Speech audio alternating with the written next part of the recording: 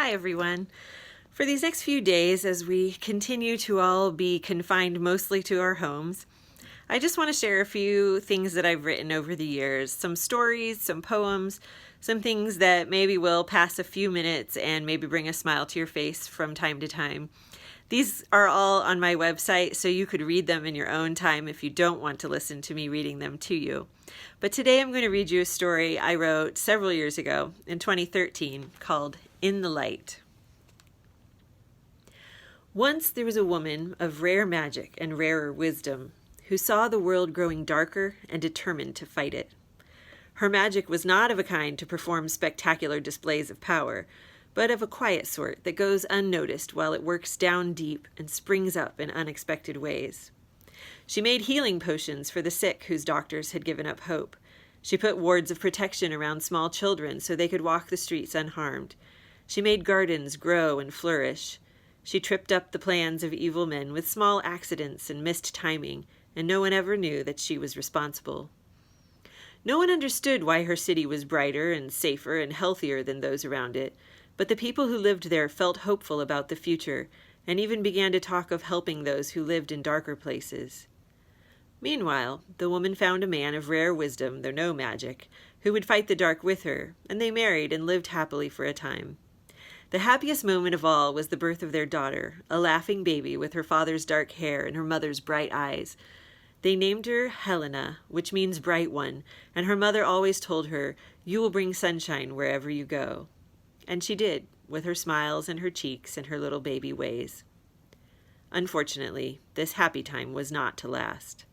When little Helena was only 2 years old, her mother and father were taken in a wave of sickness that swept over the city. Her mother, too sick to save herself, but still determined to fight to the end, poured all her power into a little locket and placed it on Helena's neck, whispering one last time, "You will bring sunshine wherever you go." These were her last words, and Helena was left alone. So many children had become orphans during this terrible sickness that the city could not care for them all, and Helena was one of those sent to another city, a dark and dangerous city, a city with little light and less hope, where evil men had filled the sky with a constant cloud of dirt and pollution. In that city, she lived in an orphanage with many other children who had no parents, in a dreary corner of the city where nothing green grew and everything was dirty. The day that little Helena arrived at the orphanage, everyone remarked at the strange and wonderful break in the weather. It wasn't often that the sun was shining brightly enough to burn through the haze above. The small child was taken away by a worker made slightly more cheerful than usual by the warmth to a bare and dismal room, rendered just a bit less oppressive by the sunshine peeking in at the window. Things just got stranger and stranger, for the sunshine persisted day after day as the new little orphans settled into their life. It might not seem like a few rays of light would make much difference in a life as grim as theirs, and it's true that their world continued to be full of thin, hard mattresses and cold, echoing halls and pale, tasteless porridge. But sunshine makes little differences too, all but unnoticed at first, but changes just the same. The heavily lined faces of adults who worked hard for little reward were occasionally smoothed as they looked up at the warming rays. Dirt and grime, long unseen in the gloom, were brought to light, and those who saw it would clean it away. Small green things began to grow in the narrow yard, giving a sense of hope and life that only small green things can give. Of course, Helena, who had not known how terrible life here was before, felt only how much worse it was than her former home. The little locket she carried around her neck was her only tie to the beauty of life with her mother and father. Every night she took it out from where it rested under her shirt and lay looking at it on the pillow next to her, feeling the love that rested inside, though not understanding its power. Helena grew up, as all children do.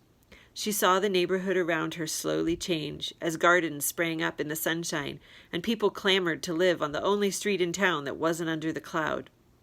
When she was older, she helped with the younger orphans, showing them how to dig in the fresh earth, to plant and weed and breathe in the garden smells.